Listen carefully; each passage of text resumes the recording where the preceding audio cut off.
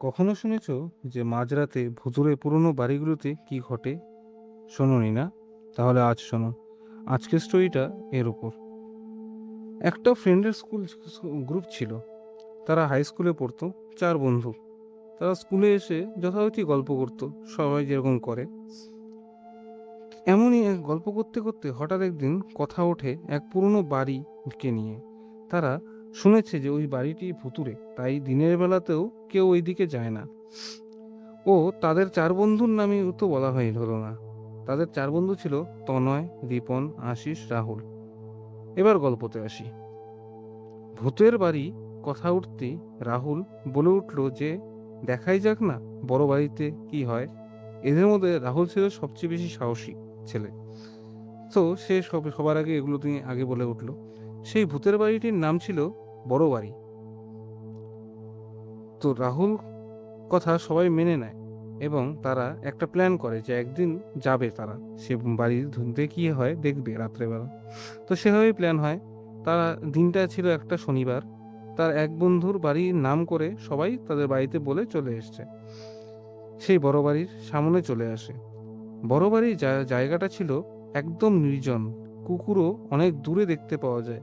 বাড়িটা ছিল অনেক উঁচু এবং গেটটাও ছিল বড় কিন্তু ভাঙা, তাই সহজে ভেতরে যাওয়া যায়। তারা ঢুকে গেল। 4 বন্ধুর মধ্যে সবচেয়ে ভীতু ছিল তনয়। গেট দিয়ে ঢোকার সময় তনয় বলে ওঠে যে উপরে যেন কে দাঁড়িয়ে আছে সে দেখতে পাচ্ছে। যথারীতি তার কথা কেউ মানে না। রাহুল বলে ওঠে ও ভয়ে উল্টোপাল্টা বলছে, চল বাড়ির ভেতরে যাওয়া যাক। তারা সবাই হাতে টর্চ নিয়ে গিয়েছিল। তারা টর্চের আলো ফেলে দেখতে পেল বাড়িটার মাঝে বরাবর একটা বড় সিঁড়ি সোজা দোতলায় চলে এসেছে। নিচে রুম আছে কিন্তু সোজা দোতলায় সিঁড়ি চলে এসেছে মাঝ বরাবর, যেন একটা রাজপ্রাসাদের মতো। ওরা আস্তে আস্তে উপরে চলে গেল। ওরা উপরে গিয়ে দেখলো একটা বড় ছবি দেওয়ালে লাগানো। তনয় হঠাৎ বলে উঠলো ছবি দেখি যে একে যেন কোথায় আমি দেখেছি। তো সবাই আলাদা আলাদা ঘরে ঢুকে দেখতে শুরু করলো যে কি আছে এখানে, সবাই দেখা যাক। তখন তারা বলছে, সবাই নিজেদের বলছিল যে ভাই কেমন যেন একটা ঠান্ডা ঠান্ডা লাগছে, কিন্তু এখন তো ঠান্ডার সময় নয়, যথারীতি সেটা গরমকাল ছিল। তারা গিয়েছিল। বলতে বলতে তারা বুঝতে পেল কার যেন আওয়াজ আসছে না। তাই তারা আবারও একসাথে হলো। দেখলো ঠিক আছে, তাদের মধ্যে কেউ আলাদা হয়নি। তারা ডাকতে শুরু করলো। তারা দেখতে পেল যে রিপন হঠাৎ ঘুরতে ঘুরতে উধাও হয়ে গেছে। কোনো সাড়া শব্দ নেই। তাকে তাকে জোরে জোরে সবাই চেঁচাচ্ছে। একেবারে একটা জোরে দেওয়াল যেন বিল্ডিংটাই ভেঙে যায় ধাক্কা দিলে। দেখে তারা সবাই ভয় পেয়ে যায়। একটু পরে তারা 3জন শুনতে পায় যে কে যেন উপরে রুমে গান করছে। এই সময়ের মধ্যে রিপন চলে এসেছিল।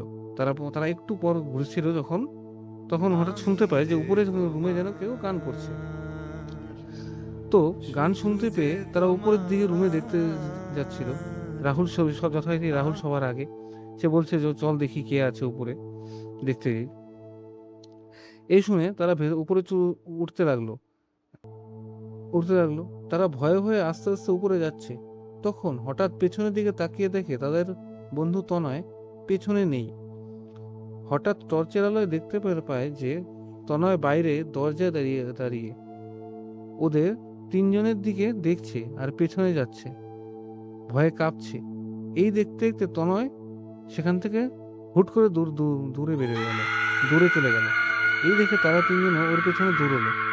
ঠিক অনেকটা দূর যেন ওই বাড়ির দেখা না যায়, এতটা দূর গিয়ে হচ্ছে সে তনয় বসে পড়লো হাঁপাতে হাঁপাতে। তারাও তার পিছে পিছে গেল এবং বাকিরাও তার পিছে পিছে গিয়ে হাঁপাতে থাকলো। গিয়ে ওকে বারবার জিজ্ঞাসা করলো যে তুই দৌড়লি কেন। ও এখন এত ভয়ে আছে যে কিছুই বলতে পারছে না।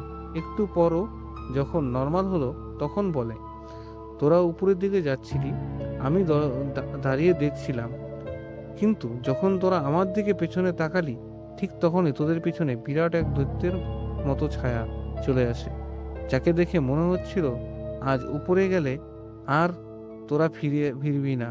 তখন বাকিরাও আর তার কথা বিশ্বাস করে।